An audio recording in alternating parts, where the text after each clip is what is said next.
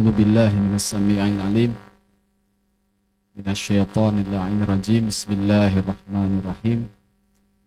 Alhamdulillahilladzi ja'alana minal mutamassikina biwilayati Amirul Mukminin alaihi salatu wassalam. Alhamdulillah, pada malam yang mulia ini kita bisa berkumpul di tempat yang diberkahi oleh Allah Subhanahu wa ta'ala, yang mana Al-Imam Ja'far As-Shadiq alaihi salatu wassalam mengatakan bahwa Idul Ghadir, Idul Akbar, bahwa hari raya Al-Ghadir adalah hari raya yang paling agung, yang mana di dalamnya orang-orang yang memberikan baju baru, hadiah-hadiah, atau memberikan makanan kepada sesama mukmin itu seperti telah memberikan at'ama ulal anbiya'i wal mursalin, yaitu seperti telah memberikan makanan kepada seluruh para nabi dan rasul. Untuk itu, ahlan wa sahlan kepada para ikhwan dan akhwat yang hadir pada malam hari ini, yang telah menggembirakan hati Rasulullah Sallallahu Alaihi Wasallam serta ahli baitnya yang disucikan oleh Allah Subhanahu wa Ta'ala. Sebagaimana tema, kita mendapatkan anugerah jalan hidayah. Allah Subhanahu wa Ta'ala berfirman, alhamdulillahilladzi hadana li hadza wa ma kunna linahtadiya law an hadanallah. Hidayah, kalau kita lihat, kadang ada akhwat lewat nggak pakai jilbab. Kenapa nggak pakai jilbab? Aduh, belum dapat hidayah. Kenapa nggak sholat? Aduh, maaf, saya belum mendapatkan hidayah. Kalau secara logika kita melihat bahwa Allah belum memberikan hidayah, maka Allah Subhanahu wa Ta'ala tidak berhak menyiksa seorang hamba karena belum mendapatkan hidayah. Hidayah itu apa? Petunjuk. Sedangkan Allah Subhanahu wa Ta'ala telah memberikan kepada kita hidayatan, dua hidayah. Yang pertama adalah hidayah takwiniyah. Allah memberikan kepada kita hidayah takwiniyah, yaitu akal kita, fitrah kita. Orang-orang yang memaksimalkan akal kita, fitrah kita, maka dia akan mendapatkan petunjuk-petunjuk Allah Subhanahu wa Ta'ala. Abu Dzar Al-Ghifari rahmatullah alaih, ketika dia melihat berhala dan masyarakat pada waktu itu menyembah berhala tersebut, kemudian berhala tersebut dikencingi oleh kucing, oleh anjing dan lain sebagainya, Abu Dzar berkata bahwa dalam akalnya, bagaimana kita menyembah sebuah berhala atau disebut dengan Tuhan, akan tetapi dia tidak bisa menyelamatkan dirinya. Tuhan modal apa yang tidak bisa memberikan manfaat atau mudarat kepada diri? Di sini disebut dengan hidayah takwiniyah, akliyahnya berjalan. Abu Dzar di sana berpikir dengan baik. Abdullah bin As'ad, ketika beliau datang dari Madinah mau ke Mekah, diwanti-wanti, kalau ke Mekah pakai kapas di kuping kamu. Pakai apa? Pakai kapas. Jadi kalau ada orang yang bercerita tentang kebaikan yang bernama Muhammad, cepat-cepat pakai apa? Pakai kapas. Kemudian beliau berkata, Kalau itu adalah hal yang benar, kenapa kita tidak ambil? Dan kalau itu adalah sebuah hal yang salah, kenapa kita tidak tinggalkan? Maka beliau pun tidak memakai kapas pada waktu itu, sehingga apa? Sehingga ketika mendengar ayat-ayat Allah Subhanahu wa taala yang dilantunkan oleh Rasulullah sallallahu alaihi wasallam, beliau langsung bersyahadat kepada Allah Subhanahu wa taala. Ini hidayah. Hidayah adalah ketika kita memaksimalkan akal kita yang diberikan oleh Allah Subhanahu wa taala. Begitu pula ketika kita memaksimalkan juga fitrah hati nurani kita. Ini adalah hidayah dari Allah Subhanahu wa taala, dan jangan pernah berkata belum mendapatkan hidayah. Yang kedua adalah hidayah tasyri'iyah. Allah Subhanahu wa taala memiliki tujuan program untuk menciptakan alam semesta ini apa?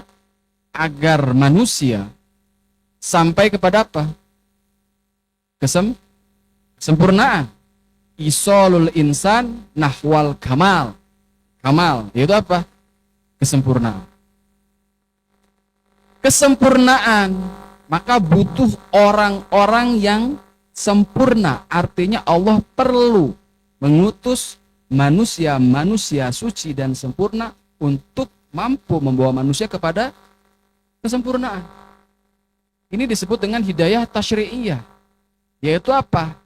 Representasi Tuhan di muka bumi untuk mewujudkan program Tuhan, yaitu membawa manusia kepada kesempurnaan, yaitu mereka adalah para nabi dan rasul.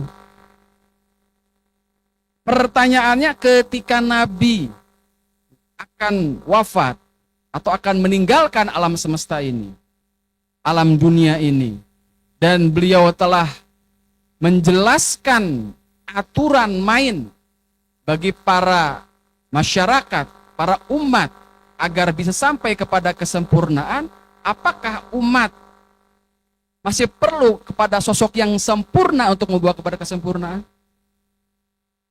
Karena kalau setelah Nabi tidak ada sosok yang sempurna, maka jangan cerita kesempurnaan.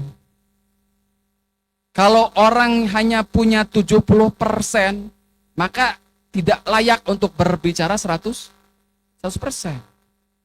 Maka harus ada dari Allah Subhanahu wa taala yang disebut dengan hidayah tasyri'iyah setelah wafat Nabi, yang mampu membawa manusia kepada kesempurnaan, dan itu adalah imam. Jadi apalagi kita mengetahui bahwa agama Islam adalah agama yang sempurna, dan agama ini akan kekal sampai hari kiamat. Maka perlu ada sosok yang menjaga syariat ini tetap sempurna dan menjelaskannya secara sempurna.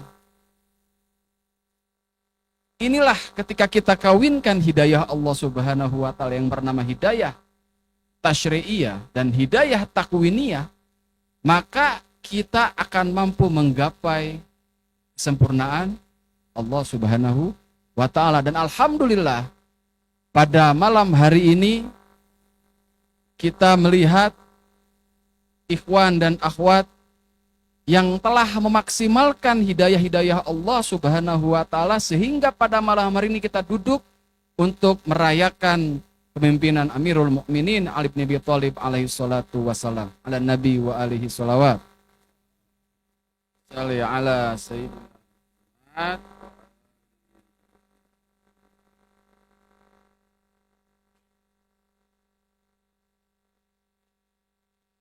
Selain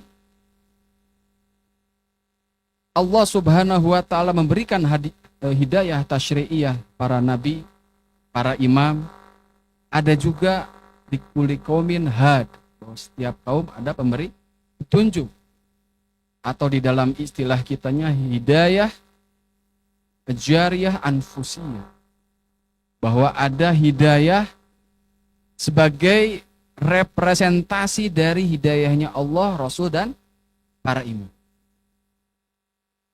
Mereka adalah orang-orang yang berjalan di jalan Ahlul Bait alaihimussalatu wassalam. Alkisah pada zaman Rasulullah sallallahu alaihi wasallam, ada seorang Yahudi yang betul-betul condong kepada agama Islam. Namun dia takut kepada orang tuanya, sehingga masih ragu untuk memeluk agama Islam. Nabi tahu, kenal dengan pemuda ini. Nabi datang ke rumahnya, dan ketika itu Yahudi ini sedang sakit. Nabi mencoba untuk memberikan tunjuk, memberikan argumentasi tentang kebenaran Islam. Mata pemuda Yahudi ini melihat kepada orang tuanya. Kemudian Nabi tahu, Nabi pun mendekati orang tuanya, menjelaskan kepada orang tuanya pun merelakan pemudanya, anaknya itu untuk memeluk agama Islam. Maka saat itu pula pemuda Yahudi tersebut bersyahadat pada Rasulullah Shallallahu Alaihi Wasallam. Nabi berkata apa? Alhamdulillah, aku telah menghidayahi satu Yahudi dan menyelamatkannya dari api neraka. Barang siapa yang menghidayahi satu hamba, maka itu lebih mulia dari apa? Alam semesta beserta isinya.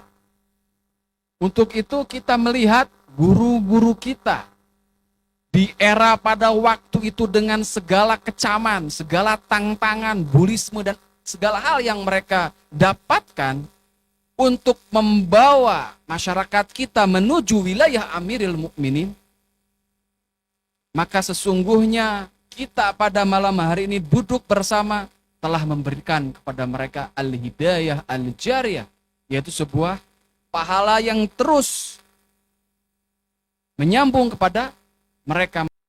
Yang terakhir, supaya anak-anak dapat door prize, ada disebut dengan hidayah Suhaib, yaitu Rabbana la tuzigh qulubana ba'da idh hadaitana. Ini yang lebih penting. Suhaib adalah sosok sahabat yang dari pertama telah meninggalkan hartanya untuk Rasulullah SAW dan berangkat kepada Madinah. Beliau juga yang ikut berperang dengan Nabi di setiap peperangan. Beliau ikut serta bersama Nabi, namun pada akhirnya ketika ditunjuk Amirul Mukminin Ali bin Abi Thalib sebagai wasi Nabi, sebagai pengganti Nabi, Suhaib mundur. Tidak istiqamah, tidak berkomitmen. Untuk itu hidayah Suhaibiyah ini cuma setengah jalan. Kita mudah-mudahan ikhwan dan akhwat tetap berkomitmen. Konsistensi kita perlu dijaga di jalan Amiril Mukminin Ali bin Abi Thalib alaihi salatu wassalam. Bencana, musibah, dipersekusi dan lain sebagainya adalah sebuah langkah-langkah keniscayaan ketika kita mencintai Ahlul Bait alaihi salatu wassalam. Man ahabbana falista'id bil bala. Allamah Amini sahibul Ghadir, beliau datang kepada Amirul Mukminin di Najaf. Kemudian berapa kali meminta kepada Amirul Mukminin, namun tidak dikabulkan. Tiba-tiba datang seorang badui dengan membawa anaknya yang cacat, kakinya tidak bisa berjalan. Dengan gaya kebaduyannya minta ke Amirul Mukminin tanpa sopan santun. Ya Ali, sembuhkan anakku. Bahasanya seperti itu. Tiba-tiba, ini saya menukil dari Ayatullah Rafi'i ya. Kenal di Iran. Cerita tentang Ayatullah Amin. Tiba-tiba kakinya mulai bisa bergerak. Dan karena dari kecil belum bisa berjalan, dia masih bisa berusaha untuk berjalan dan jatuh. Namun setelah beberapa jam kemudian anak ini bisa berjalan bahkan berlari. Para masyarakat pun datang untuk mengambil tabarruk Dua orang ini, ayah dan anak ini, cepat-cepat diamankan oleh pihak haram Amirul Mukminin di Najaf untuk tidak terkena eh, serbuan dari masyarakat. Alamah Amini merasa sedih.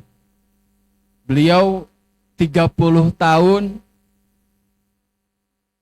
berkhidmat kepada Amirul Mukminin dengan menciptakan atau menulis kitab Al-Ghadir pada Azerbaijan, ke Irak, ke Afghanistan, ke setiap negara-negara Islam untuk mendapatkan kitab-kitab yang memuat tentang keutamaan Amirul Mukminin selama 30 tahun. Beliau sedih, wahai imam, saya meminta kepadamu, namun engkau belum kabulkan.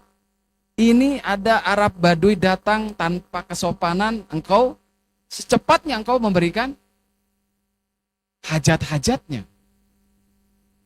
Kemudian pada malam harinya Ayatullah Allamah Amini bermimpi bertemu dengan Amirul Mukminin.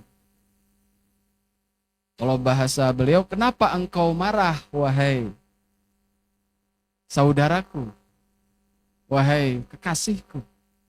Kenapa engkau marah kepada kami Ahlul Bait? Engkau adalah orang kami. Aku berikan hajatku kepada orang Baduy itu karena kami khawatir mereka kembali kepada agama sebelumnya. Akan tapi engkau adalah orang kami. Engkau adalah penyambung lisan kami Ahlul Bait. Kami ingin engkau terus mengetuk pintu kami Ahlul Bait. Kami ingin engkau terus menangis untuk kami Ahlul Bait karena kami cinta kepadamu.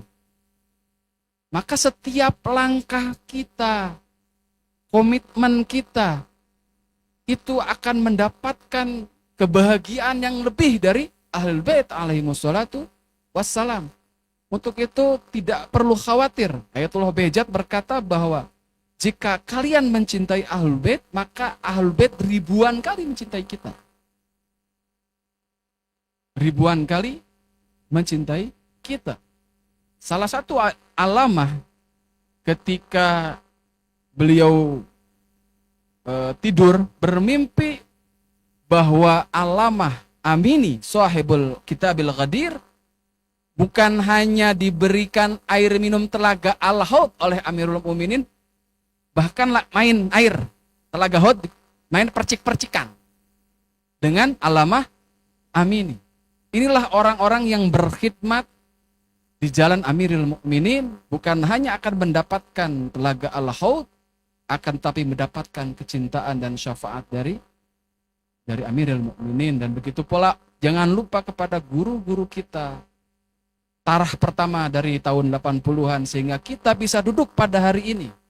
Kita terus memberikan kepada mereka rasa syukur sehingga kita bisa berwilayah kepada Amirul Mukminin Ali bin Abi Thalib alaihi salatu wassalam. Wa'alafu minkum, wassalamualaikum warahmatullahi wabarakatuh.